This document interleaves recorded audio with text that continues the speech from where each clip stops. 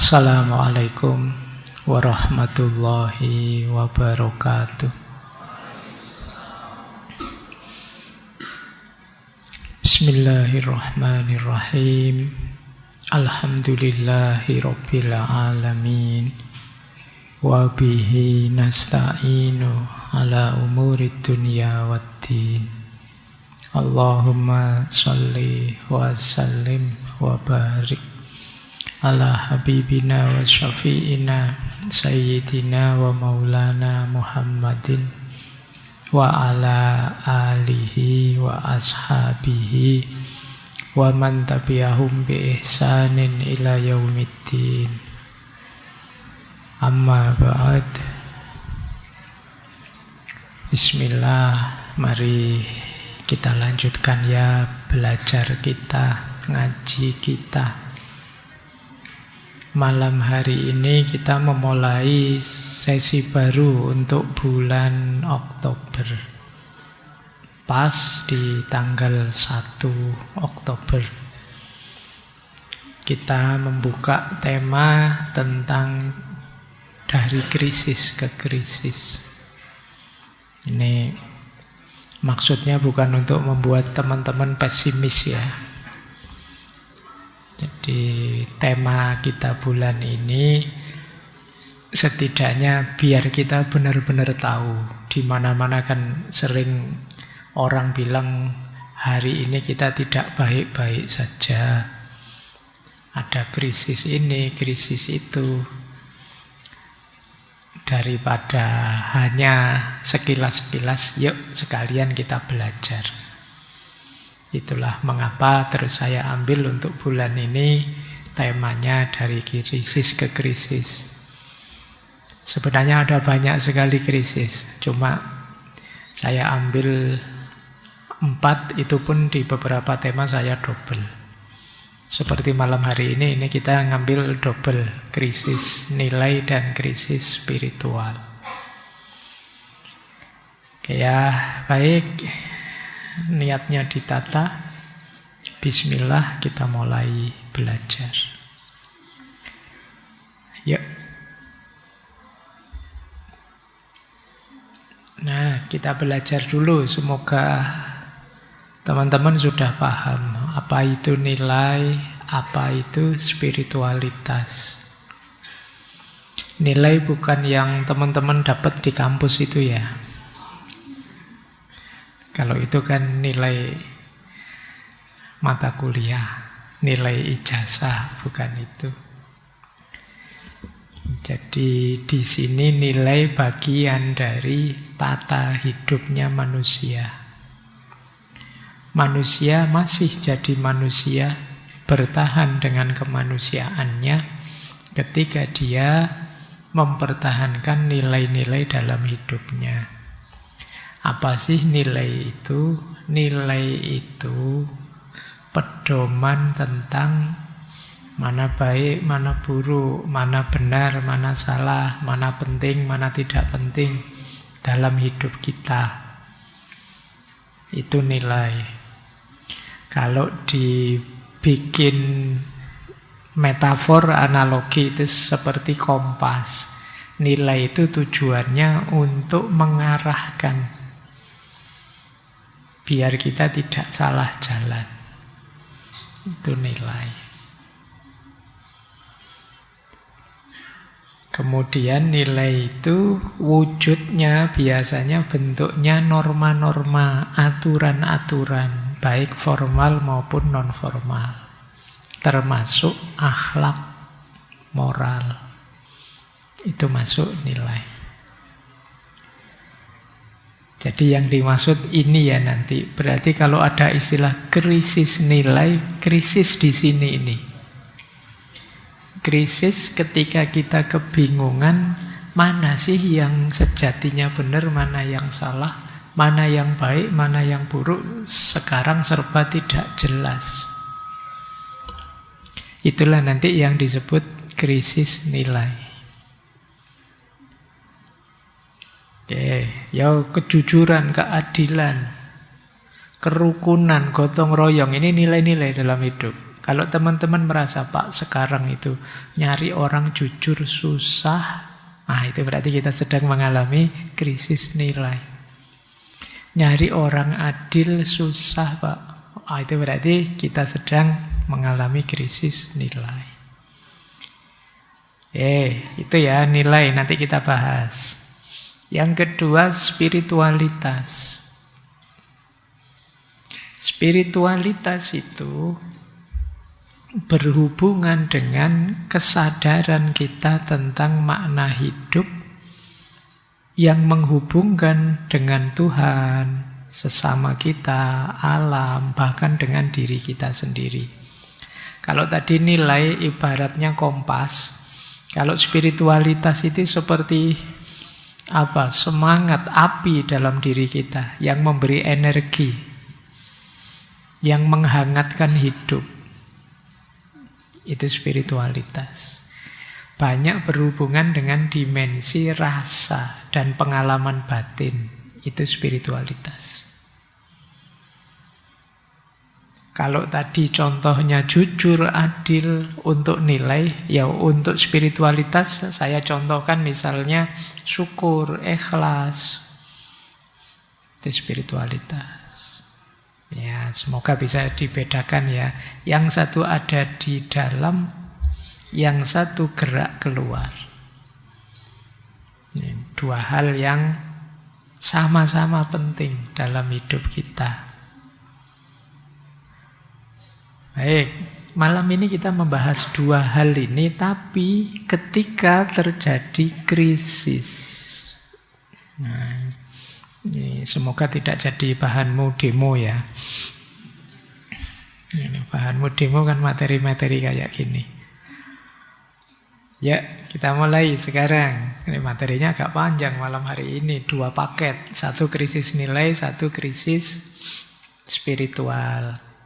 Krisis nilai itu satu kondisi ketika seseorang atau sekelompok orang masyarakat mengalami kebingungan.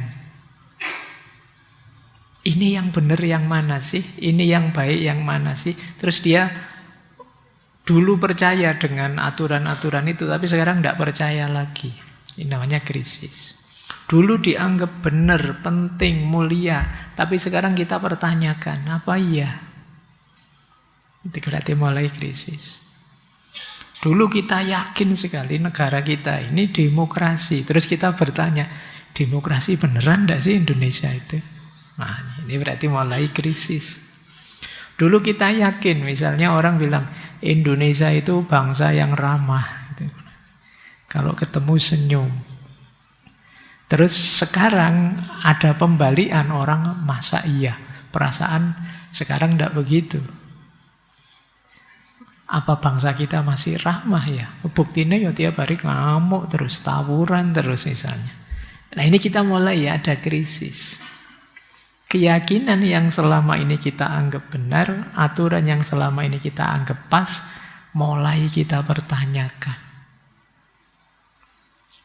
Kemarin katanya harus jujur.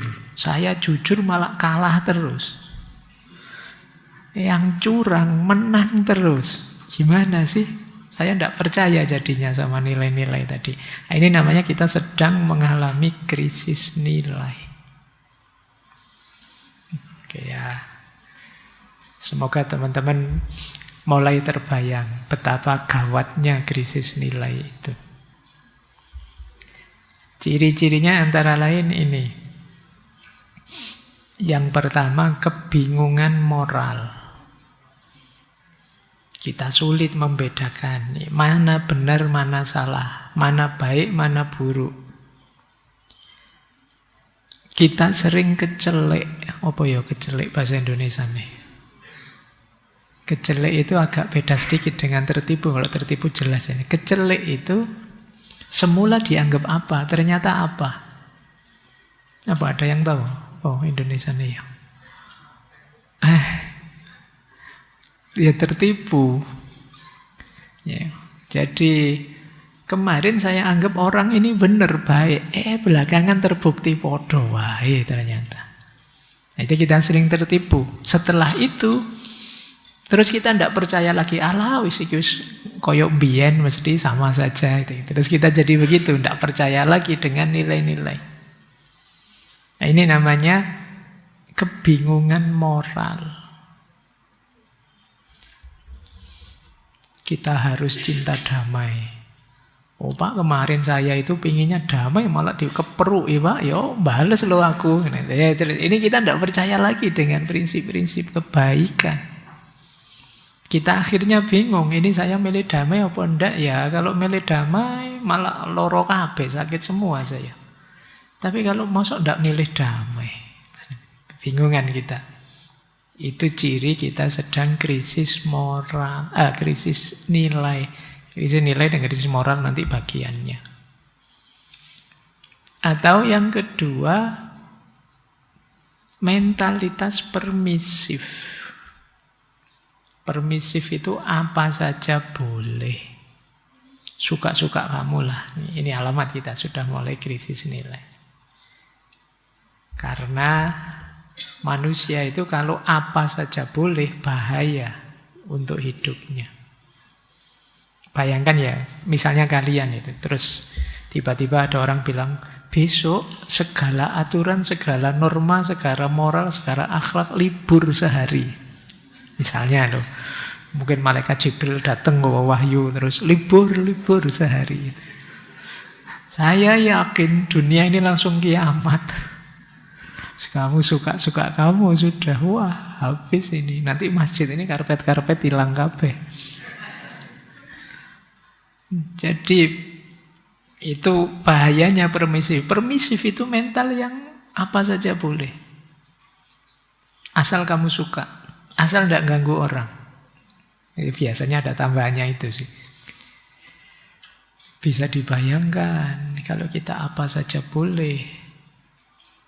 Wong manusia itu campurannya kan ada nafsunya, ada daya trik syaitoniahnya, ada egoisnya, ingin enaknya sendiri, senangnya sendiri. Kalau di-los dengan rumus apa saja boleh asal tidak ganggu orang, wong manusia itu kadang menyakiti dirinya saja rela kok, menyusahkan dirinya juga rela demi senang-senang. Kalian kalau nyekrol HP sampai jam-jaman itu kan menyakiti dirimu sebenarnya. Menyakiti matamu, menyakiti mungkin punggungmu yang kamu pakai berbaring saja. Tapi kamu rela, demi apa? Demi senang-senang. Jadi, ya apa iya sih kita harus permisif? Tapi kalau benar di sekitarmu banyak orang permisif, alah terlalu banyak aturan, alah agama lagi, moral lagi, bikin ruwet saja. Jalan saja lah, asal kita tidak saling ganggu. Mental permisif. Hati-hati, berarti kita ada di situasi krisis nilai. Terus, krisis nilai juga banyak terjadi biasanya ketika ada konflik antar generasi. Orang tua sama anak muda, ini kalian ngalami sendiri lah ya, sama orang tuamu masing-masing itu kan sering merasa, iki gimana toh bapak ini, gimana toh ibu ini, maksud enggak ngerti. Ayo kamu maksa mereka mengerti. Orang tuamu juga begitu, gimana toh anak-anak ini, masa enggak tahu, harusnya kan begini. Semua dengan keharusannya masing-masing, terus konflik antar nilai. Hari ini kan banyak orang ngeritik kalian, generasimu, generasi Z. Gen Z. Gen Z saja ya, jangan Gen Z. Yo, kalau Gen Z kan hanya diperlukan waktu listrik mati. Jadi Gen Z itu dituduh bahwa kalian itu rapuh, kalian itu lemah, macam-macam tuduhan pada kalian. Yang nuduh angkatan saya. Ya, loh. Tapi jangan dikira saya juga tidak dibegituin sama orang tua saya. Dulu mesti sama orang tua, alah kamu kok males, kamu kok sama saja. Itu pasti ada namanya, kalau sosiologi itu ada generation gap. Cara berpikir yang tua dengan cara berpikir yang muda itu berbeda. Ini yang kemudian rentan konflik. Kalau konflik terus-menerus, terjadi krisis nilai. Kita jadi kebingungan. Ini yang benar siapa sih? Apa yang tua dengan nilai-nilai lamanya, atau yang muda yang sok tahu dengan nilai-nilai barunya? Ini konflik antar generasi. Jadi, ya sebenarnya sejak zaman dulu orang tua itu mesti memarahi anaknya. Karena ada gap tadi, jarak mindset. Tidak hanya sekarang, tidak hanya di generasimu, di generasi saya juga, di generasi bapak saya, mungkin sama si mbah saya juga begitu. Baik, mulai generasi 4-5-an itu kan, kamu Gen Z nanti berhadapan dengan generasi atasmu yang milenial, berhadapan terus sampai generasi kolonial, sampai generasi ke belakang. Selalu terjadi generation gap. Oke, mungkin kalian heran ya, dosen-dosenmu marah-marah. Kenapa kok ChatGPT? Kamu kan mikirnya, gimana sih, kan ada fasilitas teknologi. Kenapa tidak dimanfaatkan? Ya salahnya dosennya ngasih tugas yang gampang. Kamu kan bisa begitu. Tapi dosenmu punya pikiran yang berbeda. Mahasiswa kok manja banget, kapan pinternya kalau dikit-dikit minta ChatGPT. Loh, pertimbangannya kan sama-sama benar ini. Terus orang harus milih, ini mana yang utama ya, mana yang lebih benar ya. Itu kita kesulitan milihnya. Lama-lama terus orang jadi tidak percaya lagi dengan nilai. Allah berarti ya suka-sukalah kamu milih yang mana. Permisif akhirnya. Jadi ini cirinya krisis nilai. Kemudian hilangnya konsistensi. Berarti krisis nilai. Ada orang itu yang secara sekaligus jujur tapi sekaligus bohong. Ya nanti kalau sedang di rumah, di masjid itu ya jadi orang soleh. Tapi nanti begitu ke kantor, ya kantornya ngajak begitu-begitu ya terus. Nah ini terjadi kontradiksi, orang jadi tidak konsisten. Kadang jujur tapi terus kadang ya korupsi, kadang ya bohong, kadang ya apa adanya. Sulit konsisten karena situasi kalau ini. Terus lama-lama orang jadi lelah, tidak percaya lagi dengan nilai-nilai. Ini yang dimaksud hilangnya konsistensi. Tidak istiqomah dalam kebenaran karena kebutuhan. Kita kadang terus jadi mencela-mencele. Nah, kita tidak berani bilang kalau ada yang tanya, kita itu harus sepenuhnya jujur enggak? Ya enggak juga sih, kan nanti ada namanya kejujuran kebohongan putih itu gayamu ada. Rumusnya tadi macam-macam, ada bohong putih, ada bohong hitam misalnya. Ini sebenarnya dalih kita ketika tidak bisa istiqomah dalam nilai. Karena banyak orang mencela-mencela, terus orang jadi tidak percaya lagi dengan nilai. Allah itu gayanya kayak gitu, besok korupsi mesti. Oh benar toh? Nah, kita terus jadi tidak percaya lagi dengan nilai. Terus pragmatis ekstrim. Pragmatis ekstrim itu nilai dipegang kalau menguntungkan. Kalau tidak ya tidak. Jadi kalau bisa cuan ya ayo nilai. Tapi kalau tidak untung tidak. Ini pragmatis namanya. Jujur, kalau kamu jujur nanti banyak orang senang kamu loh.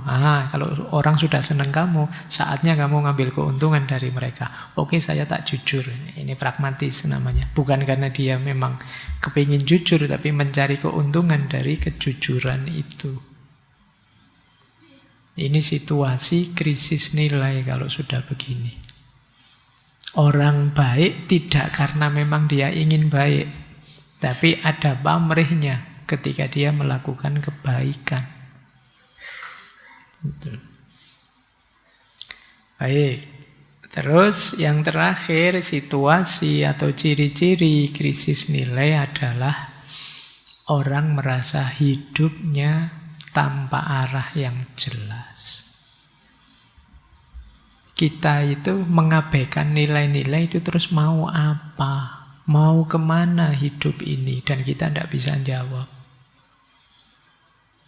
Sampean itu loh, korupsi sebesar itu, pingin apa? Apa yang kita inginkan?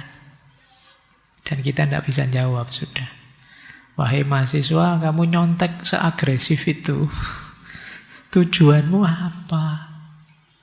Pingin pinter, pingin nilai tinggi, pingin apa sih? Apa nyaman hidupmu nilai tinggi dengan cara curang misalnya? Sama pada yang korupsi, apa tenang hidupmu? Bisa kamu nikmati uang korupsimu sebesar itu? Nah, ini pertanyaan-pertanyaan tentang arah. Jadi di era krisis nilai nanti akan lahir banyak kehampaan spiritual. Nanti kita bahas di belakang. Baik, kita lanjutkan ya.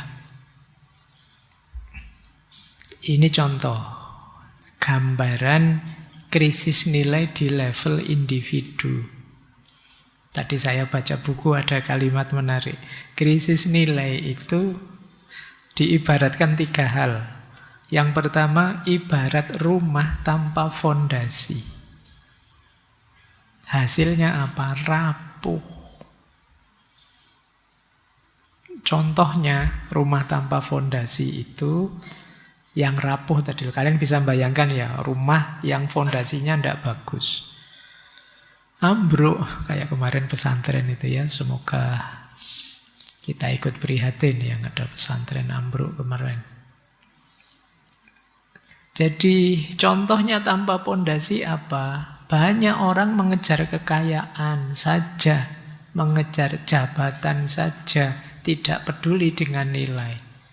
Terus ada korupsinya, ada nyogoknya, dan lain sebagainya. Dari luar dia kelihatan sukses, tapi sebenarnya fondasinya rapuh. Seperti rumah tadi, kegoyang sedikit saja akan runtuh. Dari orang di posisi paling tinggi bisa sampai di posisi paling rendah. Kenapa? Ya dia tidak ada fondasi nilainya. Jangan dikira kamu senang melakukan itu. Yang kedua digambarkan seperti orang berjalan tanpa kompas. Ini mesti buku lama ya. Kalau hari ini mungkin istilahnya bukan kompas, tapi GPS. Ya. Ya orang berjalan tanpa kompas ya kebingungan milih arah. Akhirnya salah jalan. Di situ dicontohkan hari ini misalnya media sosial menawarkan jalan cepat untuk populer. Tanpa kompas nilai, tanpa nilai. Akhirnya apa ya terus aneh-aneh. Yang negatif-negatif. Jadi biar cepat viral gampang. Kamu buka baju saja, misalnya yang laki-laki sampai joget-joget viral kamu besok. Tapi kan yo masa itu. Ada banyak jalan untuk terkenal. Tapi begitu tanpa fondasi nilai, ya kita kayak orang berjalan tanpa kompas. Akhirnya isinya pamer, hedon, nyari yang aneh-aneh biar terkenal. Jadi selain rapuh, kita hilang arah. Yang ketiga, hampa. Contohnya di situ, di kota besar banyak orang hidup yang sibuk, tampak makmur, tapi tanpa nilai.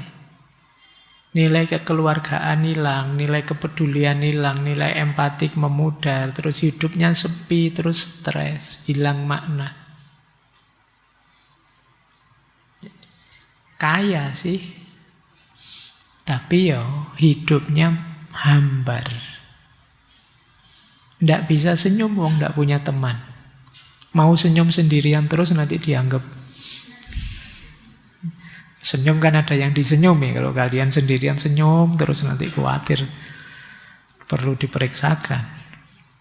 Jadi susah. Kenapa? Melupakan nilai tadi. Akhirnya apa? Hidupnya rapuh, tanpa arah, kemudian hampa. Coba sekali-sekali nanti teman-teman merenung ya, kalau Pak saya kok sering merasa hampa ya Pak. Goyang terus, tidak bisa stabil. Coba dicek, jangan-jangan ada nilai-nilai yang kalian tinggalkan. Jangankan yang nilai-nilai besar, kadang nilai-nilai kecil, hal-hal yang mungkin rutinitas kita saja yang kita tinggalkan padahal itu baik. Dulu waktu kecil rajin ngaji, setiap hari minimal habis maghrib ngaji. Sekarang rajin nyetatus. Terus kalian merasa hampa sendiri. Kalau dengerin orang ngaji, baca selawat, kalian, ya Allah, saya kok begini ya. Gitu, kalian merasa begitu. Kemungkinan ada nilai yang kalian bypass, kalian sisihkan. Membuat kalian kebingungan sendiri. Baik, kalau ini individual. Kalau di level sosial banyak.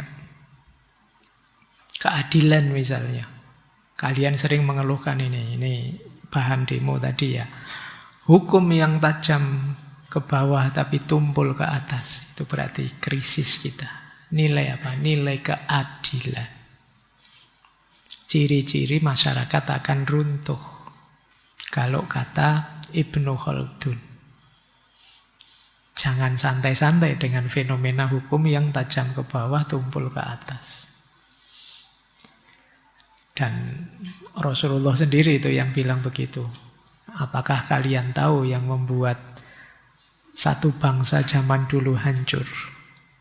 Adalah kalau yang mencuri orang kecil dihukum dengan serius, tapi begitu yang mencuri orang besar dibiarkan saja. Dan itu tanda-tanda hancurnya peradaban. Yang kedua, solidaritas contohnya. Hari ini orang semakin abai, semakin tidak peduli dengan sesamanya. Krisis berarti. Kalau orang saling tidak peduli, bagaimana solidaritas terjalin? Kalau solidaritasnya lemah, bagaimana kita bisa kompak? Kalau kita tidak kompak, gimana kita bisa kuat? Bangsa ini kuat ya karena solidaritas. Kebersamaan. Kalau kita saling serang, saling jegal, kita ingin menang sendiri dengan cara jegal yang lain, itu sebenarnya kita sedang meruntuhkan diri kita sendiri bersama-sama. Tapi kita lupa itu, apalagi medsos manas-manasi kita terus. Hari ini setiap ada isu apa, kita pecah. Isu apapun, begitu kita beda pendapat, kita terpecah, terfragmentasi. Sebanyak isu tadi. Oke ya. Ini keprihatinan kita hari ini. Dan kalau ada beda pandangan, terus sering kita menganggap beda pandangan berarti musuh. Jadi kalau kita ketemu orang itu, biasanya kita cek dulu. Orang ini agamanya apa? Alirannya apa? Organisasinya apa? Lembaganya apa? Partainya apa? Kadang-kadang sudah disebut organisasinya itu yang garis lurus apa garis lucu atau garis apa gitu kan ya. Kita selalu mencari beda di antara kita. Dan begitu orang itu beda dengan kita, kita anggap dia rival kita, musuh kita. Mindset seperti ini menunjukkan kita memang sedang krisis. Contoh lagi, amanah. Ini contohnya banyak ya itu. Contoh kecil saja yang saya sebut di situ. Janji-janji waktu kampanye. Tapi setelah berkuasa lupa. Ini berarti amanahnya kurang. Kasih sayang. Berapa banyak cerita-cerita tentang bullying. Berapa banyak cerita tentang kekerasan di antara kita. Kemarin ada kerusuhan demi kerusuhan. Belum lagi kekerasan di medsos lewat kata-kata dan lain sebagainya. Menunjukkan rapuhnya, runtuhnya nilai-nilai kasih sayang. Nilai kebenaran kita ada hoax yang biasanya lebih laku. Sensasi yang biasanya lebih viral. Berarti kita sebenarnya tidak suka dengan kebenaran, sukanya dengan kehebohan. Nilai kebenaran terancam. Bayangkan, seandainya ini memang kondisi kita hari ini, kita hidup bersama-sama tanpa keadilan, tanpa solidaritas, tanpa ada kebersamaan, tanpa ada amanah dan kasih sayang, apalagi tanpa ada kebenaran. Bagaimana kita bisa survive dengan krisis nilai yang seperti ini? Ini keprihatinan kita ya. Mulai kita harus introspeksi. Jangan sampai bangsa ini hancur. Lanjut.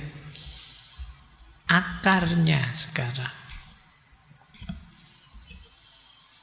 Mengapa sih kok kemudian muncul krisis nilai? Sebenarnya banyak. Saya bawa 3 saja yang paling dekat dengan kita. Yang pertama, kemungkinan orang abai dengan nilai karena budaya instan. Kita ingin segera sukses. Kita ingin segera kaya. Kita ingin segera tercapai cita-cita kita. Ambisius kita. Kalau sudah ambisius, akhirnya apa? Nilai itu kita nomor 2-kan.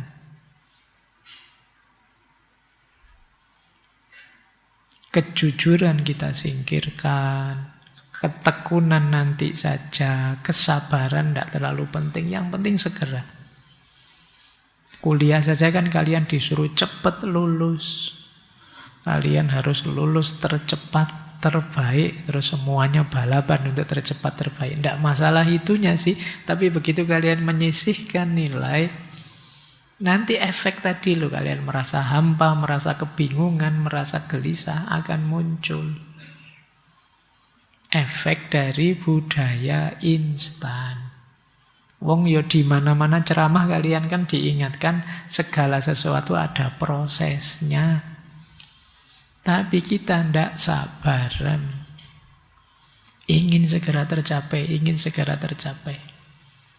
Akhirnya terus menghalalkan segala cara. Oke ya. Yo banyak lah. Kalian kadang-kadang kan menghadapi situasi dilematis dalam hidupmu yang menuntut kamu, ini kalau saya jujur saya gagal, tapi kalau saya mau curang insya Allah saya sukses. Itu kan biasanya kamu milih mana? Jujur tapi gagal, atau curang sih tapi nanti sukses? Kamu milih mana? Mungkin kamu milih, Pak saya milih curang tapi sukses, nanti tobat Pak. Soalnya kalian jawab itu pinter, pokoknya kamu nyari jalan itu. Iya kalau sempat tobat. Kalau enggak sempat. Kayak, tapi diam-diam mungkin kalian jawabnya curang-curang dikit enggak apa-apa lah Pak, yang penting sukses, kan gitu. Dan itu enggak hanya kalian, sampai yang paling atas juga begitu. Alah ngetrik sedikit, curang sedikit, enggak masalah, yang penting sukses. Kadang-kadang kalian nyari dalih, nyari alasan. Ini kan demi bangsa dan negara juga. Biar saya bisa segera mengabdi pada bangsa dan negara. Biar bisa memberi yang terbaik. Kan kalian gitu, itulah alasanmu saja. Mungkin yang besar-besar juga mikirnya begitu. Ini demi bangsa. Ya padahal ya semuanya berujung nyari cuannya masing-masing. Keuntungannya masing-masing. Jadi budaya instan, ingin semua serba cepat, bisa meruntuhkan nilai-nilai. Yang kedua, pengaruh medsos luar biasa hari ini, pengaruh media luar biasa, yaitu apa? Menormalisasi yang negatif. Pamer, hedon, bohong, itu dianggap normal saja, biasa saja. Yang lain begitu, Pak. Kalau tidak begitu, tidak viral. Terus kita anggap normal saja sih. Dan ini masalah kita hari ini.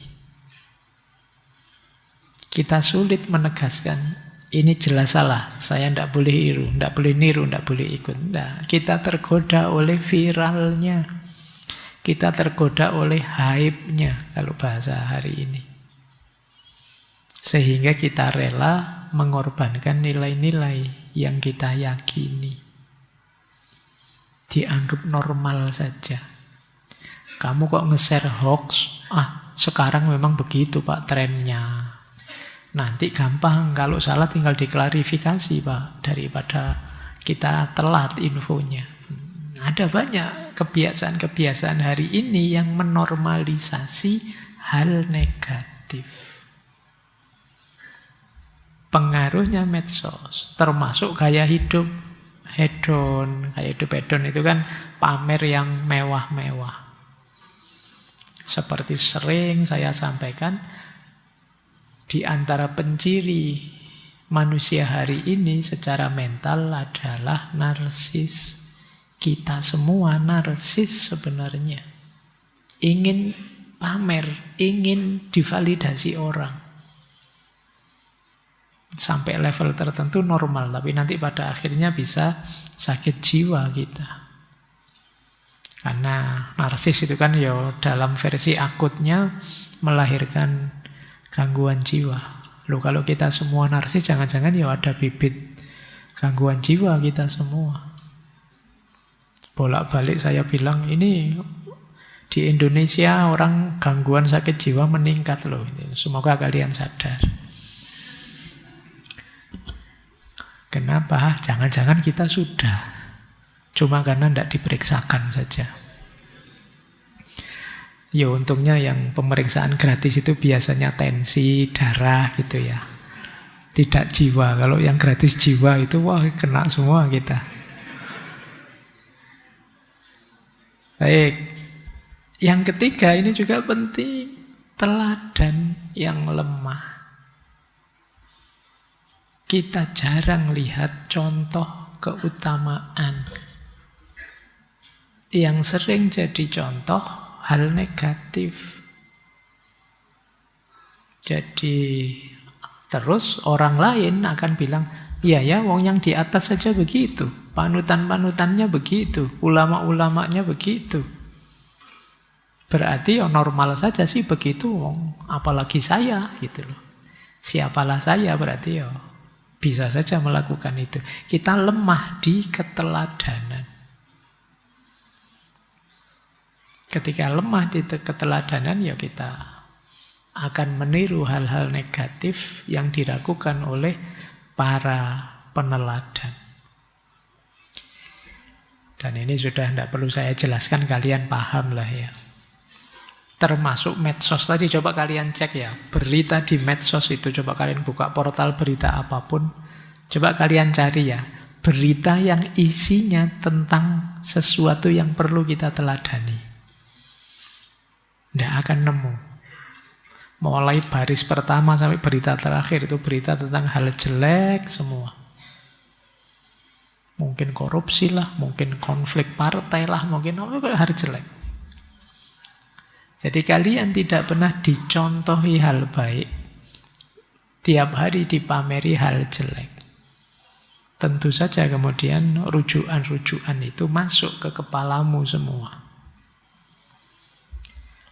Lanjut. Ada konsep menarik dari sosiolog Émile Durkheim. Beliau punya konsep anomi. Anomi itu satu keadaan ketika norma-norma dan aturan kacau, tidak jelas.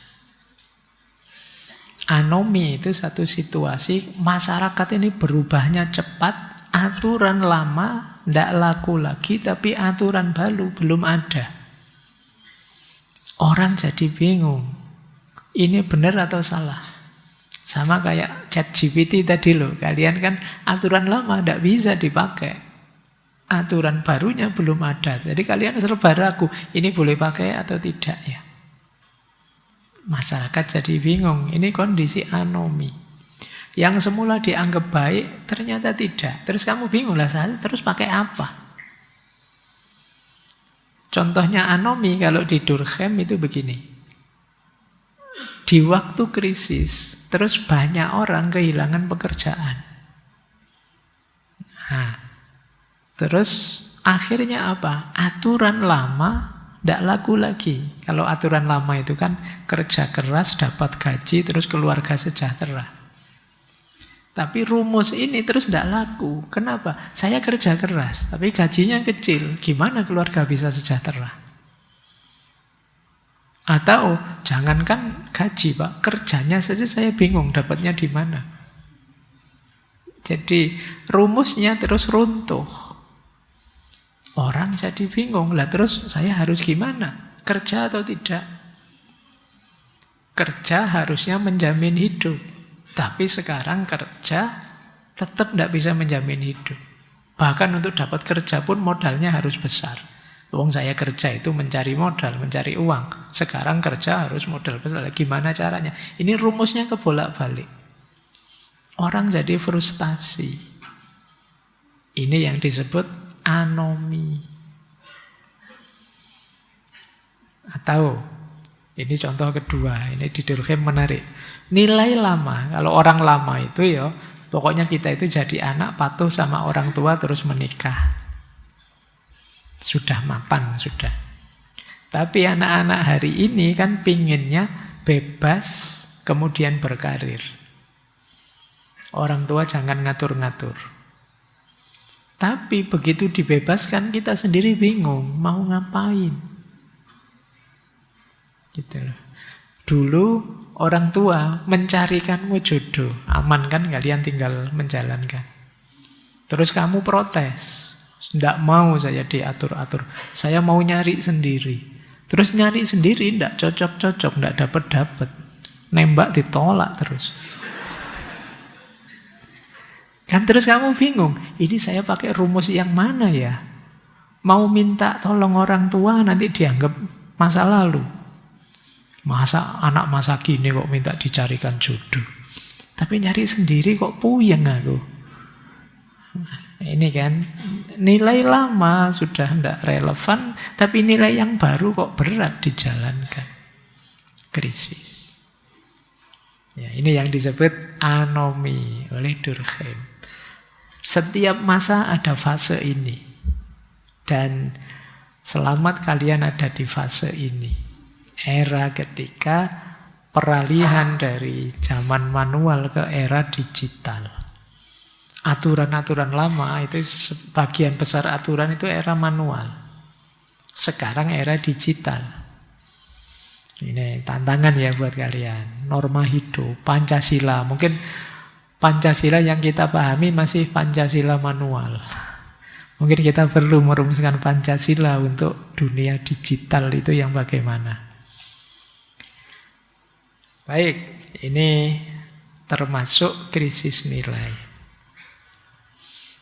Ada lagi dari filosof perempuan namanya Hannah Arendt. Dia juga punya konsep yang berhubungan dengan nilai. Istilah beliau banalitas kejahatan. Banalitas kejahatan itu gini. Mungkin banal itu seperti biasa. Jadi kita pakai istilah normalisasi. Sebenarnya itu kejahatan tapi dianggap normal saja. Padahal itu jahat. Misalnya, jadi ini konsep ini dirumuskan oleh Arendt saat dia menghadiri sidangnya Adolf Eichmann. Eichmann ini pejabatnya Nazi yang dulunya itu ikut membantai orang Yahudi di kamp konsentrasi. Orang membayangkan Eichmann ini orangnya garang luar biasa, serem, wong dia membantai sebanyak itu. Tapi di pengadilan ini kayak orang biasa, kemudian tidak ada rasa menyesal sama sekali. Dan ya kayak pejabat yang di sidang gitu aja biasa, orang patuh. Nah, dia ini melakukan kejahatan dan dia tidak merasa berdosa. Kenapa begitu? Saya cuma menjalankan perintahnya atasan kok. Bukan salah saya kok. Saya cuma tanda tangan saja kok, yang nyuruh atasan juga. Saya cuma mentung-mentung saja, yang nyuruh juga atasan juga. Jadi saya tidak salah dong. Jahat tapi merasa tidak baik-baik saja. Ini yang disebut banalitas. Jadi kejahatan yang kita bayangkan kejahatan itu mesti dilakukan oleh orang yang sangat jahat, tapi ternyata bisa saja dilakukan oleh orang biasa yang tidak mau mikir, yang tidak pakai hatinya, yang mungkin ikut atasannya saja, perintahnya atasan, tanpa merasa bertanggung jawab secara moral. Ini banalitas kejahatan, kata Arendt. Jadi kejahatan yang terus dianggap normal dilakukan oleh orang biasa, bukan orang yang jahat. Jangan dikira orang biasa tidak bisa jahat. Ternyata bisa jahat kalau dia tidak mau mikir, kalau dia tidak mau bertanggung jawab secara moral atas perbuatannya, kalau dia tidak mau pakai hati nuraninya. Seperti orang yang merasa pokoknya disuruh apapun oleh atasan saya jalankan, titik. Pikirannya tidak dipakai, hati nuraninya tidak dipakai. Ya, kalian nyari contoh sendiri ya. Banyak. Oke, baik. Ini gambaran tentang krisis nilai. Kemudian, kalau ini banyak ya, nanti kalian gali lagi, karena kita masih punya PR krisis spiritual. Saya ambilkan beberapa clue dari banyak tokoh. Kalau ini para filosof muslim, ketika membahas krisis nilai. Kalau menurut Imam Ghazali, rusaknya masyarakat ketika nilai-nilai, khususnya nilai agama, diganti dengan syahwat dan materi. Orang yang orientasi hidupnya syahwat dan materi biasanya ya mengejar kesenangan saja dan abai dengan nilai. Kalau menurut Ibnu Khaldun, runtuhnya satu bangsa itu karena merosotnya moral dan hilangnya nilai solidaritas. Atau istilahnya Ibnu Khaldun asobiyah. Ketika kita semakin terpecah, tidak jadi satu, tidak utuh, tidak saling merasa saudara, itu tanda-tanda kita akan runtuh. Diawali dari merosotnya moral. Kemudian ada Muhammad Iqbal. Muhammad Iqbal mengkritik umat Islam yang malas, tidak kreatif. Jadi nilai-nilai vitalitas, nilai-nilai kreativitas macet, bisanya hanya taklid saja. Dan ini menghancurkan. Bangsa yang tidak kreatif pada akhirnya dia hanya konsumtif. Kalau kita hanya konsumtif, kita disetir oleh para produsen. Kemudian Setu Senasar, dulu pernah kita bahas. Krisis hari ini karena semuanya dianggap duniawi. Tidak ada yang kita anggap mulia dan sakral. Beda dengan masyarakat tradisional yang melihat apa saja dihargai. melihat rumput dihargai, melihat makhluk yang manapun dihargai. Tapi manusia modern menganggapnya makhluk yang manapun itu di bawah manusia dan patut dieksploitasi. Itu juga krisis nilai. Simba-simba kita dulu, mbok, masuk ke hutan saja pamit. Mungkin lewat di tikuan ngebel. Ini dalam apa? Menyapa mungkin ya. Siapa saja kan patut disapa. Semuanya makhluknya Allah. Rumput juga makhluknya Allah. Binatang-binatang ya makhluknya Allah. Kenapa tidak kita hargai juga? Tapi peradaban modern menganggap semuanya adalah objeknya manusia. Satu-satunya subjek hanya manusia. Itu Sayyidina Nasr. Nah, saya tambah satu. Muhammad Abduh. Beliau memprihatinkan kita. Umat Islam itu punya sistem nilai yang luar biasa. Sayangnya tidak kita hidupkan. Maka beliau punya kalimat terkenal sekali. Dhahabtu ila biladil gharbi fawajadtul Islam walam ajid muslimin. Wadhabtu ila biladil Arab fawajadtul muslimin walam ajid al-Islam. Aku pergi ke negeri barat, aku melihat Islam, tapi tidak melihat Muslim. Dan aku pergi ke negeri Arab, aku melihat Muslim, tapi aku tidak melihat Islam. Dulu pernah saya ceritakan ini ya. Jadi ini kesannya Muhammad Abduh, karena beliau itu sempat ke Perancis menemui gurunya. Jadi di sana beliau yang mengesankan Muhammad Abduh itu antara lain orang jual koran. Di sana jualan koran itu ya korannya setumpuk ditaruh begitu saja. Tidak ada yang nungguin. Nanti kalau ada orang beli, orang yang beli ini ngambil terus uangnya ditaruh. Itu mungkin bayangannya Muhammad Abduh. Wah, ini kalau di negara saya tidak lama sudah habis korannya. Cuma uangnya tidak ada. Dia tidak membayangkan kalau di negaranya. Terus begitu beliau balik ke Mesir, ceritanya ya.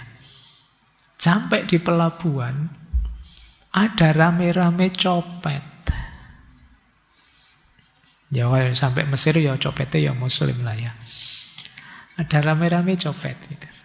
Di situ terus beliau bilang begini ini. Jadi saat aku di barat, aku melihat Islam, nilai kejujuran tadi ya. Tapi tidak aku lihat Muslim. Orang sana bukan Muslim. Tapi begitu aku kembali ke Mesir, kembali ke negara Arab, aku melihat Muslim banyak sekali. Di masjid ini berapa? Tapi aku tidak melihat Islam. Kelakuan kita tidak menunjukkan nilai-nilai keislaman. Ini menunjukkan ya berarti kita mengalami krisis nilai menurut Muhammad Abduh. Baik. Ini dulu ada yang tanya ke saya ini, saya jawab sekarang ya. Apakah untuk mengatasi krisis nilai itu cukup dengan diajarkan moral saja? Kemarin ada yang usul, pelajaran pendidikan moral Pancasila dihidupkan lagi. Pelajaran akhlak ditambah, mahasiswa itu juga dilatih karakter, akhlak dan lain sebagainya. Apa cukup hanya itu? Jawabannya tentu saja tidak. Pengajaran moral penting. Ya memang akhlak harus diajarkan. Tapi masih perlu banyak pendukung untuk sukses melakukan revolusi moral. Mungkin kemarin ada jargon itu yang bikin jargon revolusi akhlak, revolusi moral. Tapi ini tidak cukup diceramahkan, tidak cukup diajarkan di kelas. Perlu pendukungnya. Yang pertama apa pendukungnya? Harus ada teladan. Masyarakat butuh contoh nyata. Kalau hanya diajarkan, akhlak itu akan berhenti di hafalan. Tunjukkan saja, contohkan saja. Akan lebih masuk.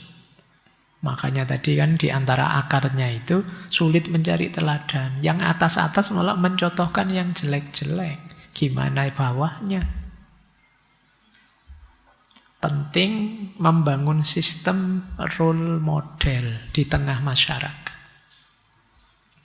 Ini loh contoh yang harus ditiru. Tokoh ini loh yang harus jadi panutan kita dan lain sebagainya. Penting ada ini. Kemudian yang kedua, sistem.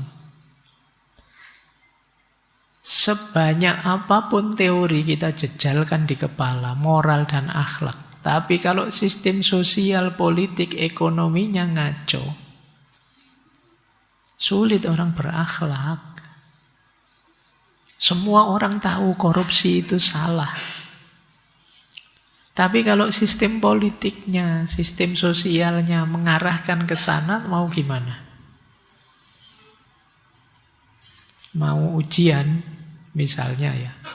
Mau ujian SIM misalnya. Kamu latihan sampai teler tidak lolos-lolos. Begitu. Nah, ini sistem. Gitu loh. Jadi, kalau sistemnya tidak dibenahi, sebanyak apapun teori kalian masukkan di kepala ya, tidak akan efektif. Wong di lapangan teorinya tidak kepake. Kemudian yang ketiga, budaya.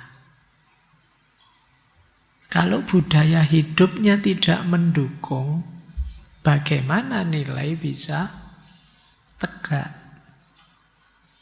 Kalau pengalaman dan kebiasaan sehari-hari tidak selaras dengan ajaran di kelas, sulit orang menjalankan nilai-nilai moralnya. Misalnya di tengah masyarakat yang cuek. Masyarakat yang cuek itu anak baik dan anak tidak baik, biar saja. Orang tuanya tidak peduli, yang penting ekonomi beres. Oh ini anak jadi males. Ngapain saya capek-capek jadi anak baik, anak soleh, kalau tidak soleh pun ya sama saja perlakuannya. Nah ini budaya namanya. Kemudian yang terakhir, spiritual dan makna hidup. Spiritualitas harus hidup. Hidup ini harus punya kesadaran spiritual. Arahnya kemana, pada akhirnya menuju apa, harus punya itu. Dan moral atau akhlak itu kendaraannya. Kalau hanya sekedar moral untuk moral, orang tidak terlalu semangat. Tapi jadilah orang baik, biar ini loh. Itu loh yang dimaksud makna hidup itu. Biar kita lebih kuat. Biar di akhirat kita selamat. Biar ini namanya makna. Jadi tidak sekedar dipaksa melakukan ini itu tanpa paham buahnya apa, hasilnya apa. Baik, oke ya. Ini yang tentang nilai. Ada satu hadis menarik, sayangnya terjemahannya belum saya tulis. Saya bacakan ya. Ini kekhawatirannya Nabi tentang krisis nilai tadi. Dari Umar bin Auf al-Ansori. Rasulullah bersabda, demi Allah, bukanlah kefakiran yang aku takutkan atasmu. Wallahi mal faqra ahsya alaikum walakinni ahsya antub sato alaikumud dunya kama busitot ala mangkana qablakum. Tetapi aku takut ketika diluaskan dunia, dibukakan dunia atasmu sebagaimana dibukakan atas orang-orang sebelummu. Fatana fasuha kama tanafasuha. Kemudian kalian ambisius, berlomba-lomba untuk mengejarnya. Sebagaimana orang-orang terdahulu juga berlomba-lomba mengejarnya. Fatuhlikakum kama ahlakathum. Kemudian kalian hancur, sebagaimana mereka dulu juga hancur. Jadi menurut Rasulullah, aku tidak takut kalau kalian fakir, tapi aku lebih takut kalian ada peluang untuk kaya, dibukakan jalan dunia, terus kalian berlomba-lomba meraihnya. Dan itu pengalaman masyarakat terdahulu, kehancuran dimulai dari sana. Ya, itu hadisnya. Makanya ada satu quotes yang menarik. Suatu bangsa tidak jaya hanya dengan gedung dan jalan raya, tetapi dengan hati jujur, kekuasaan yang adil, dan jiwa yang peduli. Ini nilai lebih penting.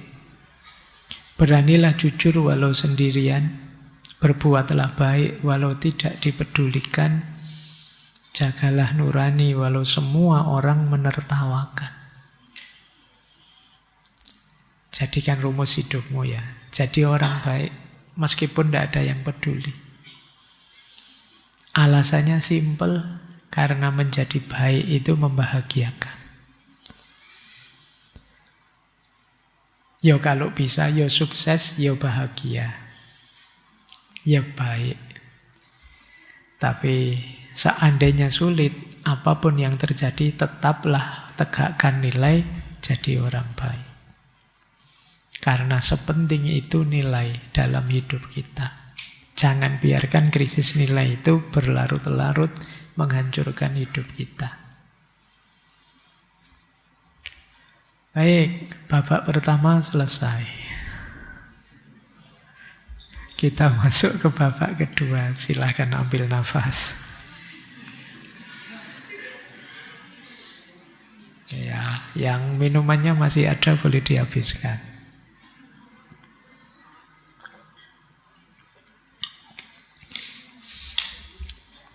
Oke ya, oh ini materi 4 SKS saya jadikan 2 jam. Ayo, kita masuk sekarang ke krisis spiritual. Ya, ini beda lagi dengan tadi. Tadi sudah saya jelaskan ya, spiritual itu apa. Apa sih krisis spiritual itu? Ini kalimatnya agak puitis ya. Ini saya sedang seneng bikin puisi. Saat hati terasa hampa, hidup berjalan seperti biasa, tetapi kita tidak tahu untuk apa. Ketika seseorang kehilangan rasa dekat dengan Tuhan, sehingga jiwanya tidak tenang, meskipun banyak hal di dunia sudah dalam genggaman. Ketika seseorang lapar makna, tubuh kenyang, tetapi batin tetap merasa kurang.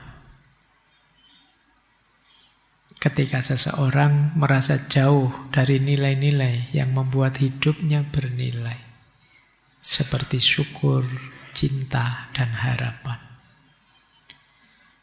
Itulah krisis spiritual. Adakah teman-teman yang ngalami? Banyak mungkin ya. Oke, Pak, saya spiritualitas saja belum nyampe, gimana krisis? Baik, yo semoga nanti kita tidak ngalami. Tapi kalau ngalami ya, ayo kita kelola dengan baik. Ciri-cirinya tadi sudah banyak disebut ya. Yang pertama, kebingungan eksistensial. Tidak tahu kenapa saya hidup, untuk apa sih saya hidup ini. Itu kebingungan eksistensial namanya. Ini di banyak filosof dibahas. pertanyaan tentang tujuan hidup ini. Semoga teman-teman sudah bertanya pada dirinya masing-masing dan semoga punya jawabannya. Seabsurd apapun, senaif apapun jawabanmu, punya itu sudah luar biasa. Jangan sampai kalian biarkan hidupmu tanpa tujuan. Yang kedua, batin kosong. Aktivitas jalan, tapi kalian seperti robot autopilot. Cirinya biasanya kamu kaget. Loh, sudah seminggu tidak terasa. Sudah ngaji filsafat lagi. Perasaan baru kemarin itu berarti. Kamu selama ini, seminggu ini autopilot saja hidupmu. Kamu tidak bisa menikmati detik per detiknya, tidak terasa. Yang ketiga, kamu mulai usil, menanyakan keyakinan-keyakinanmu sendiri. Apalagi mahasiswa di usia kalian itu mulai, apa iya saya harus begini? Nah, itu pertanyaan-pertanyaan itu mulai muncul. Berarti kalian sedang mengalami krisis eksistensial. Merasa terasing, merasa tidak dekat dengan Tuhan, tidak dekat dengan orang lain, bahkan merasa tidak memahami dirinya sendiri. Kamu merasa terasing, itu berarti kalian sedang mengalami krisis spiritual. Kemudian hidupmu ada di mode mencari, searching, mencari tanpa henti. Itu mungkin kayak aplikasi di HP atau di laptopmu itu yang gambar muter-muter terus. Tidak selesai-selesai searchingnya. Dan kamu merasa lelah. Semua buku sudah kamu baca, semua channel kamu dengarkan. Tapi kamu masih gelisah. Modemu searching terus. Ini tidak cocok, itu tidak cocok. Kamu gelisah terus. Secara psikologis terus kamu merasa cemas, agak depresi, baper akut, gampang marah, merasa hidup tidak jelas. Temannya tidak menyinggung, dianggapnya menyinggung. Jadi temannya baik-baik menyapa, lama tidak ketemu, tambah cakep aja. Terus kita ngamuk, jangan nyinyir, mentang-mentang. Nah, wong kita itu ya basa-basi biar enak, malah kamu ngamuk. Ya. Lu motornya kemana? Kok jalan kaki saja? Alah, sejak dulu saya tidak punya motor, ngenyek ya. Oke, atau disapa, kok jalan kaki aja? Emangnya harus ngerangkak misalnya. Dari mana? Dari belakang. Mau kemana? Mau ke depan. Oke, kamu sedang lelah kalau begitu. Oke ya, krisis. Akarnya apa? Beberapa hal ini mungkin coba kalian cek ya. Mungkin jangan-jangan jadi akarnya. Yang pertama, mungkin kalian terlalu sibuk selama ini. Aktivitas ini, aktivitas itu. Lupa menikmati hidup, lupa berdoa, lupa bersyukur. Hidupmu, kalau bahasa Jawanya, kemerungsung terus. Kayak orang dikejar-kejar. Lelah. Yang pertama itu. Yang kedua, mungkin orientasi hidupmu keliru. Jadi jangan-jangan tujuanmu tadi hanya materi dan status. Kamu mati-matian mengejar itu. Dan kamu kelelahan. Kenapa kelelahan? Materi itu tidak ada akhirnya rasa puasmu. Alhaakumut takasur. Status juga begitu. Status berarti kamu menunggu validasinya orang untuk merasa dirimu berarti. Padahal orang itu ya kadang memvalidasi, kadang tidak peduli, dan kamu mati-matian caper terus untuk dapat validasi. Hidupmu jadi sangat lelah. Nah, mungkin sebagian besar kita ada di 1 dan 2. Tapi ada yang istimewa, di yang ketiga. karena trauma atau karena penderitaan. Ketika kamu terguncang, krisis spiritual terjadi. Kehilangan orang yang dicintai, sakit, bencana. Ini kadang membuat kita mengalami krisis. Apa dosaku ya Allah? Kan gitu kalau kita. Salahku apa kok diberi bencana sebesar ini? Ini krisis spiritual. Dari pengalaman traumatik. Temanku lulus semua kok bisa-bisanya hanya saya yang DO ya Allah. Ya, kamu trauma, kamu merasa ditinggalkan oleh Allah, kamu merasa ditinggalkan oleh teman-temanmu, kamu merasa dosenmu tidak peduli padamu, orang tuamu tidak ambil peduli juga, kamu gelisah luar biasa. Oke, ada lagi yang unik yang terakhir ini. Jangan-jangan kalian mengalami kejenuhan spiritual. Kejenuhan spiritual itu ketika keberagamaanmu formalitas saja, mekanis saja, tanpa penghayatan, terus kamu merasa jenuh luar biasa. Karena fokusmu pada formalismenya. Tidak salah, tapi ketika kamu tidak menikmatinya, ya kamu capek. Sering saya pakai kalimat beragama dengan dasar kewajiban saja. Kalau itu hanya kewajiban saja, agama itu rasanya jadi beban dalam hidup kita. Kalau dia jadi beban, ya kamu akhirnya tidak bisa menikmati, tidak bisa memetik indahnya beragama. Kamu menganggap, ya Allah itu loh nyuruh saya ini, nyuruh saya itu. Dia nyuruh saja. Kamu merasa yang disuruh-suruh. Kamu tidak bisa menikmatinya. Terus akhirnya kamu pertanyakan, apa sih gunanya saya sholat itu? Apa gunanya saya puasa itu?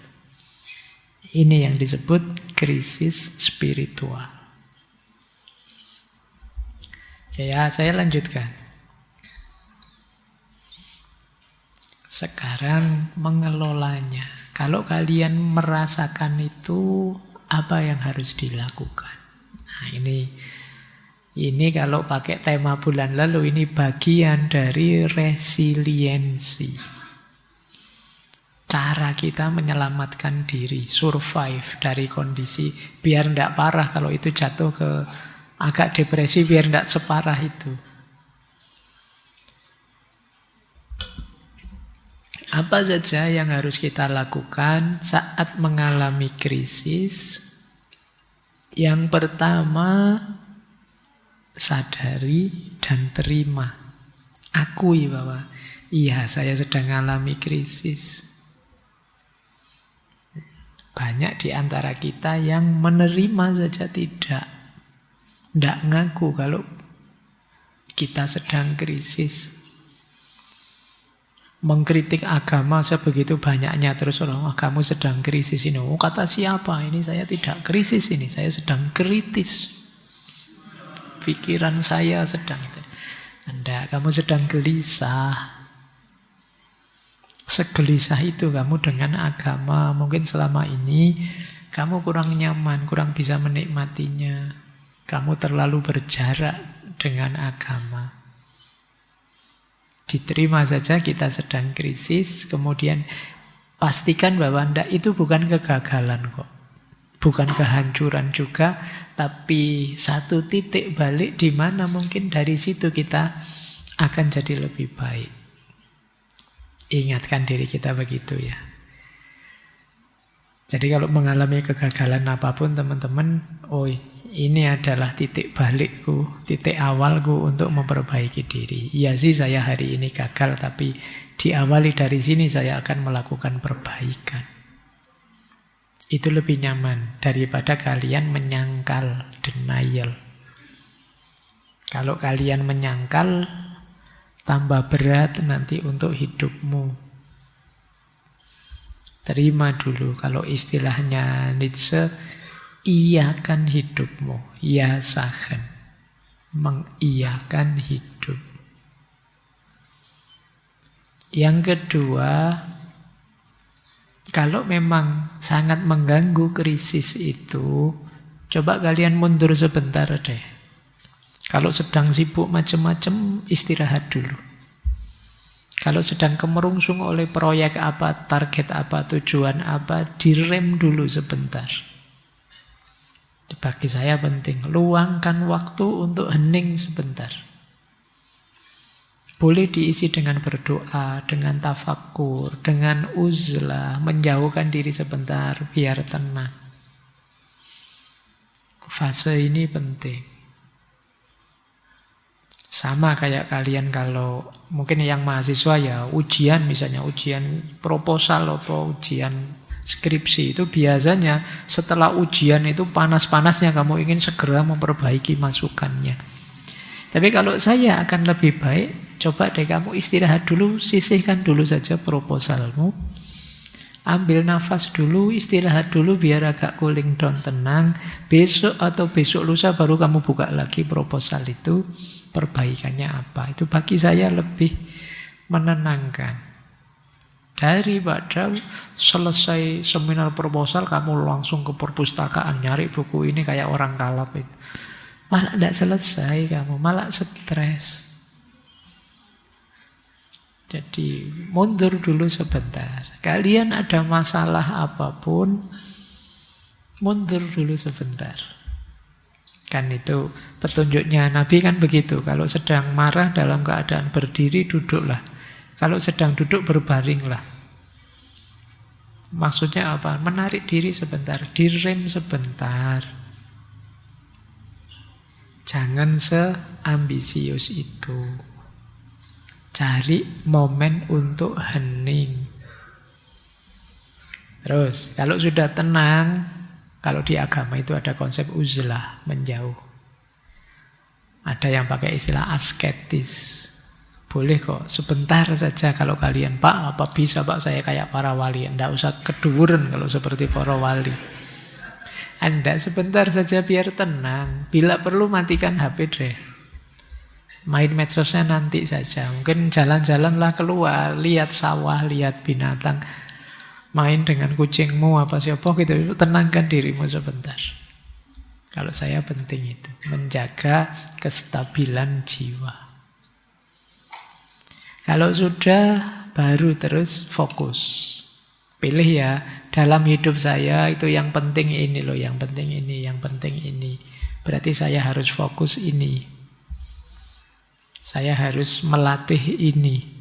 Saya harus memulai melakukan ini. Nah itu kita mulai. Jadi fokus ke nilai-nilai. Kasih sayang, kejujuran, persaudaraan. Sudahlah saya studi mungkin tidak sesukses teman-teman, tapi yang penting persaudaraanku dengan siapa saja masih baik. Fokus ke nilai-nilai. Iya sih, bagian ini hidupku memprihatinkan, tapi sebenarnya masih banyak yang bisa disyukuri. Nah ini ya, kembali ke nilai-nilai dasar. Kemudian untuk menenangkan kita lagi, boleh kalian membuat catatan. Itu ya. Catatlah hal apa saja yang bisa kalian syukuri dalam hidupmu. Iya sih sekarang saya baru ada masalah, tapi pertama saya masih sehat, alhamdulillah. Teman-teman masih banyak yang support, alhamdulillah. Itulah. Ibu kos memaafkan saja kalau membayar kosnya telat, alhamdulillah. Itu nikmatmu itu banyak. Jadi nanti ketika kamu sadar, sudah kamu hitung, ternyata anugerahnya Allah itu masih banyak. Kenapa aku segalau itu? Ada masalah 1-2. Ayo disyukuri hal-hal kecil. Sekedar bisa dapat kopi gratis di depan, itu kan kalian harus bersyukur. Wong yang datang belakangan tidak kebagian. Alhamdulillah saya masih itu kan harus disyukuri. Kalian dapat tempat duduk enak yang bisa senden, itu ya harus disyukuri. Temanmu yang nggak dapat sendenan sejak tadi ngulet-ngulet, kasihan. Loh, Jadi ada sangat banyak hal bisa disyukuri. Kenapa kita segalau itu? Kalau ada masalah sedikit-sedikit, wajar saja. Masalah akan membuat kita dewasa. Kemudian ada lagi yang mungkin bisa menenangkan kita. Kayak apa? Berbuat baik. Dengan cara apa? Berbagi kebaikan ke orang lain. Iya sih, mungkin secara spiritual saya harus memperbaiki diri. Tapi saya masih bisa kok membantu tetangga yang perlu makan dan kesulitan untuk memberi makan anak-anaknya. Meskipun sekedar 10.000, 20.000 misalnya. Ini membangun makna diri. Membuat kita tenang.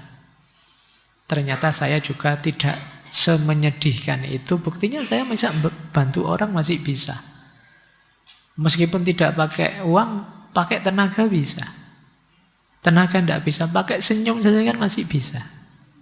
Tetangga saya yang sedang sedih, saya senyumi, dia balik senyum. Wah, kan lumayan. Bisa membangkitkan senyumnya, itu kan sudah luar biasa. Lumayan saya agak berarti hidupku. Dan dengan pemahaman seperti ini, kita akan jauh lebih tenang.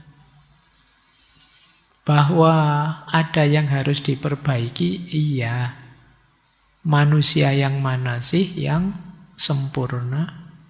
Semua orang yang masih perlu perbaikan.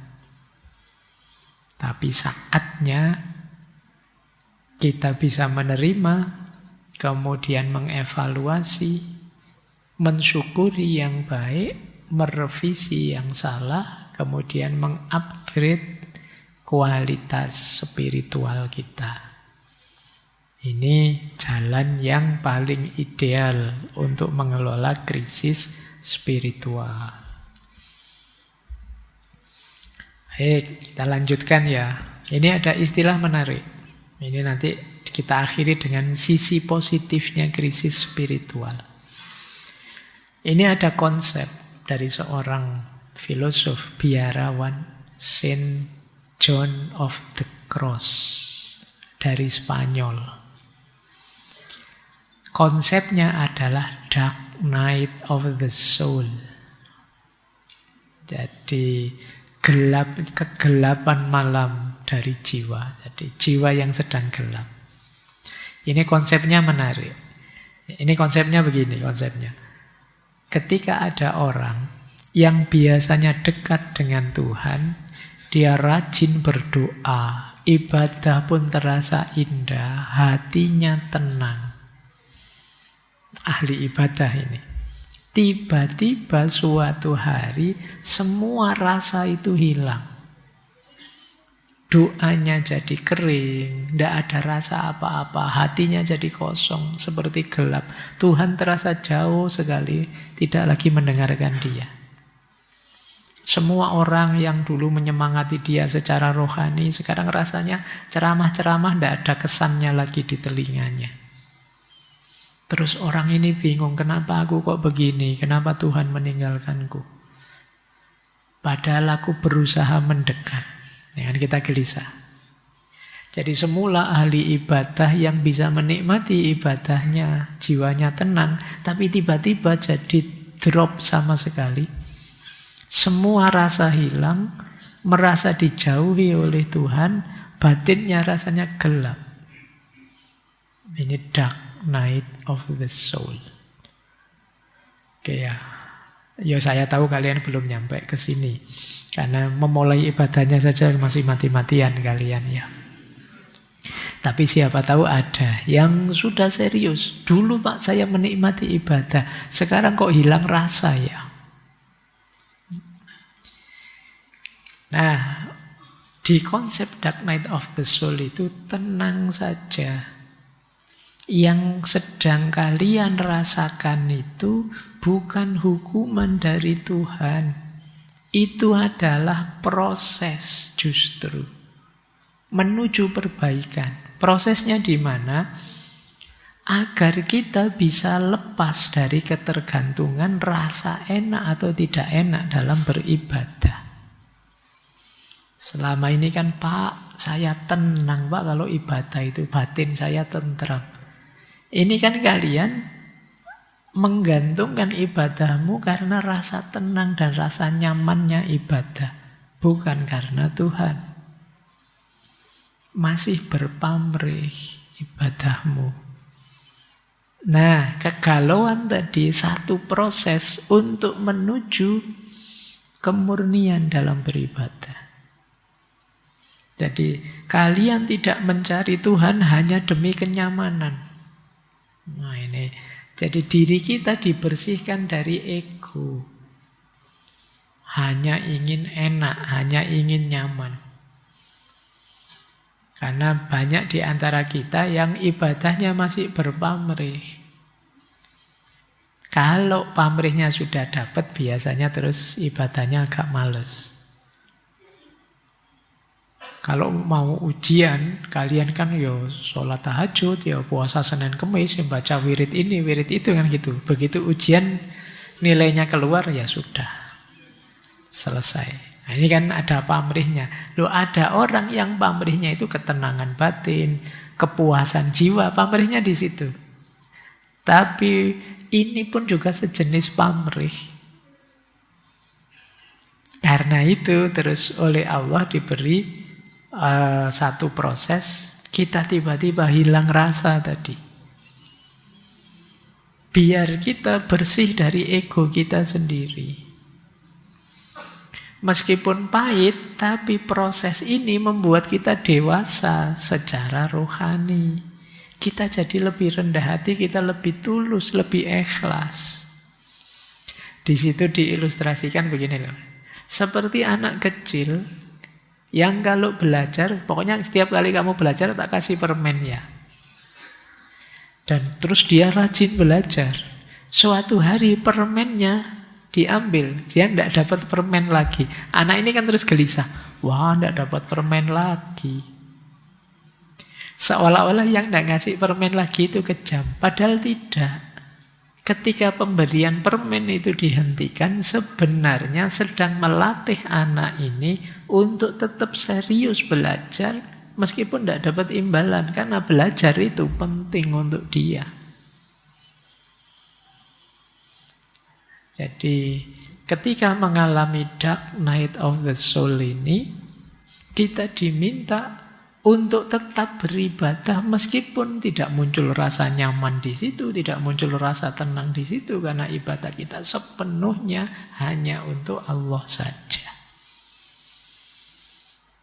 Nah, ini kalau di Islam mungkin nyambungnya ke konsep ikhlas. Oke ya, setiap ahli ibadah mengalami proses pembaliannya sendiri. Proses konversinya sendiri. Itulah nanti yang disebut dark night of the soul. Tak kasih contoh ya.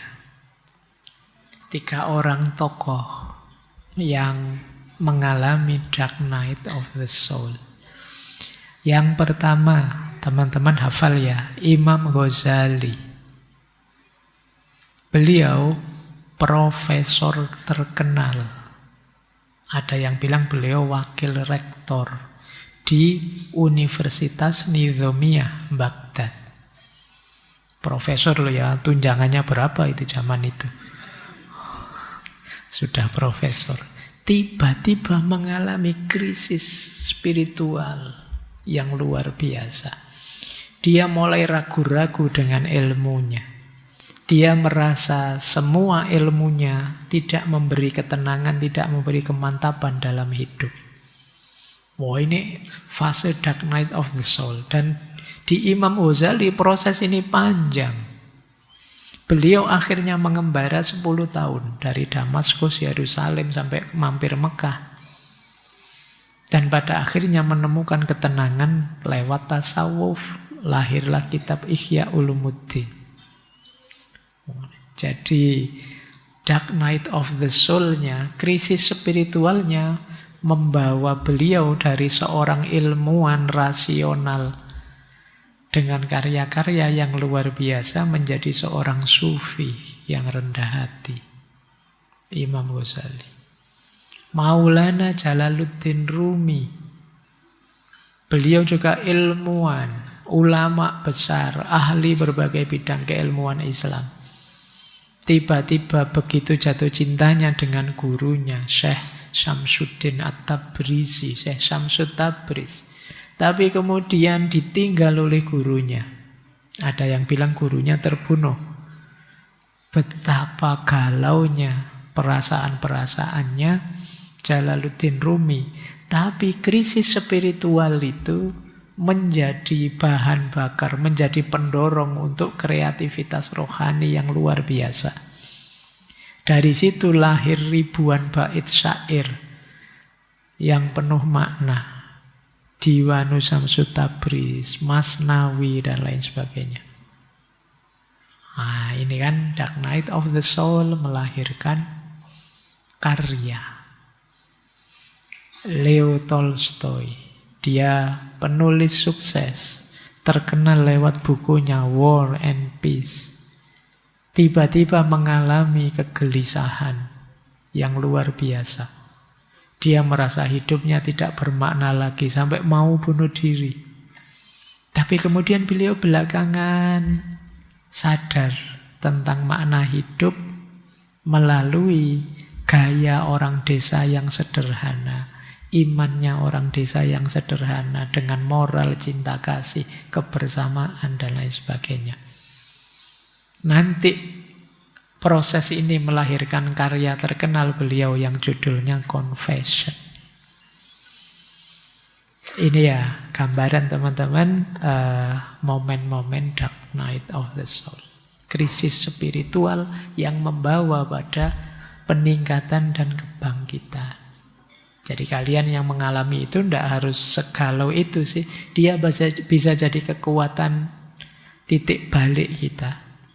Menjadi momen, kalau bahasa Jawanya, momen kita meletik, momen kita mengalami pencerahan di situ.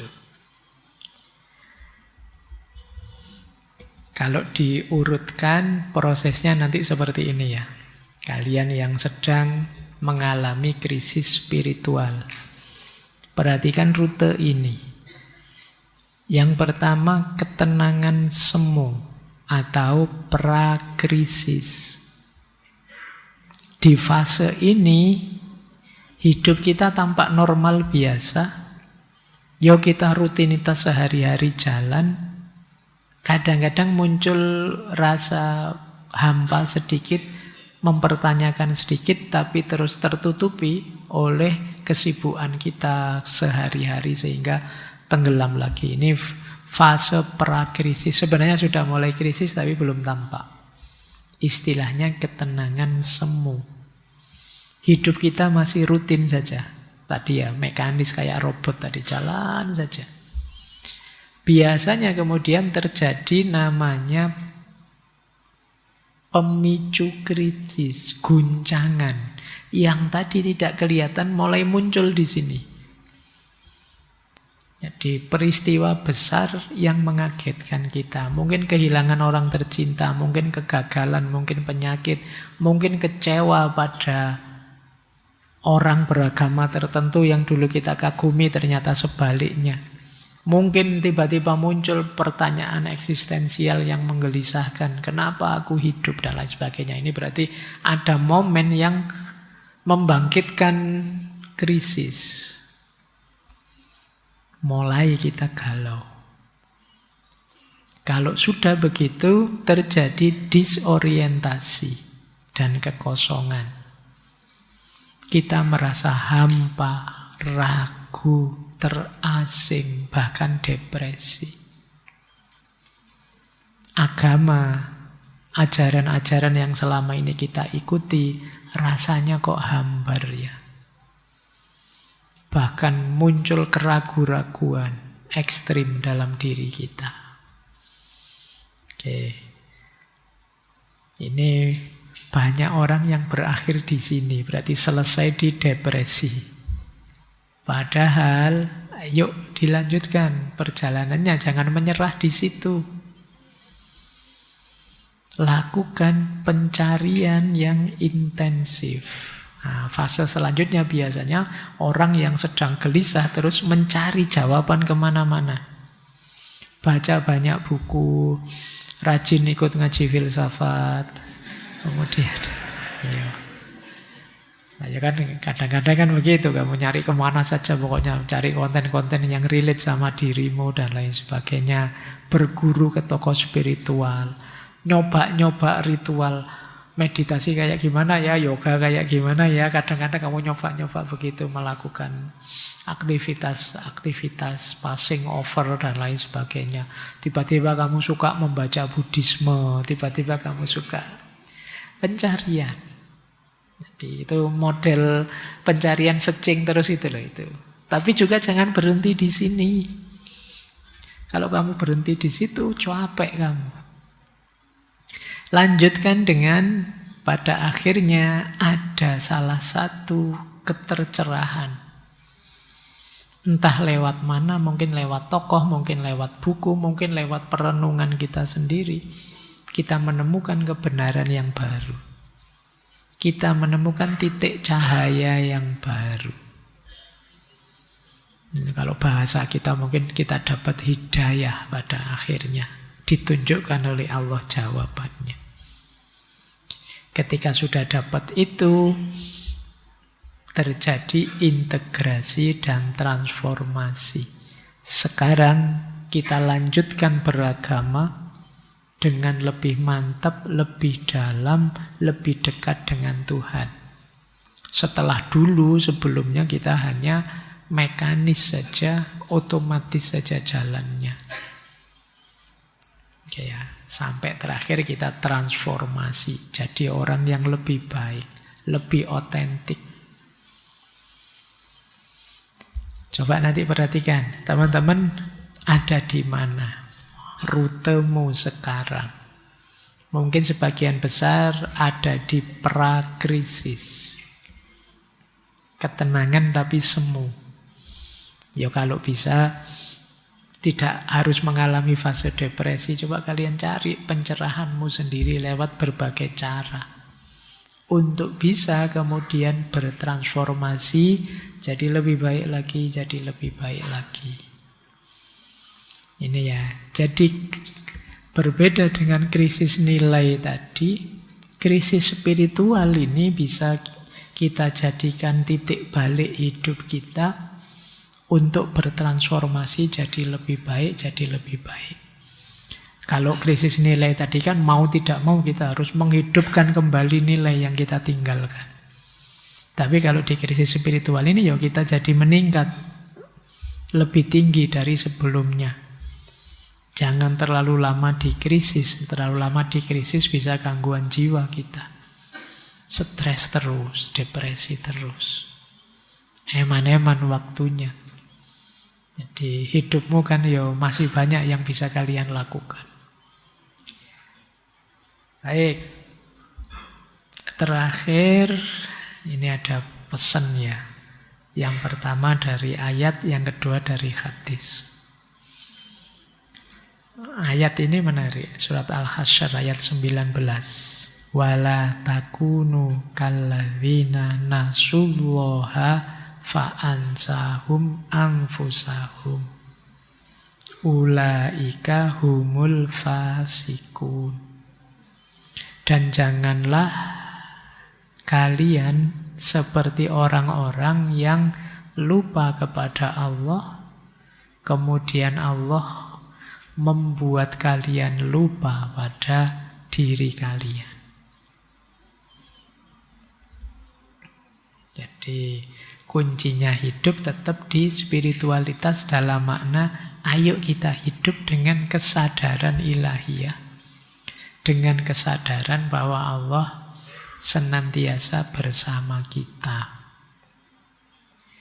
Kenapa bisa sampai krisis nilai? Kenapa bisa sampai krisis spiritual? Kemungkinan kita masih belum dekat dengan Allah, dengan Tuhan. Kesadaran kita juga bukan kesadaran ilahiyah. Mungkin kesadaran material, mungkin kesadaran kesuksesan duniawi, mungkin kesadaran jabatan, dan lain sebagainya. Tapi pasti bukan kesadaran Allah. Kalau kita melupakan Allah, ya Allah akan membuat kita lupa dengan diri kita, membuat kita lupa diri, terus hidup kita jadi kacau, tidak karu-karuan. Maka rumus pertama, mari kita jadi orang yang terkendali. Dalam arti senantiasa ingat Allah. Orang yang senantiasa sadar diawasi oleh Allah, tentu saja hidupnya jauh lebih terkendali. Termasuk kemungkinan diserang oleh krisis-krisis tadi. Tetap bisa selamat, tetap bisa fight back, resiliensinya tinggi. Dikuatkan oleh hadisnya Rasulullah, mathalul ladzi yadhkuru rabbah walladzi la yadhkuru rabbah mathalul hayyi wal mayyit. Perumpamaan orang yang ingat dengan Tuhannya dan yang tidak mengingat Tuhannya itu seperti orang mati dan orang hidup. Yang ingat Tuhan itulah orang yang hidup, yang tidak ingat Tuhan itu seperti orang yang mati. Itu ureanya panjang, teman-teman bisa menggali sendiri kenapa sih yang tidak ingat Tuhan seperti orang yang mati.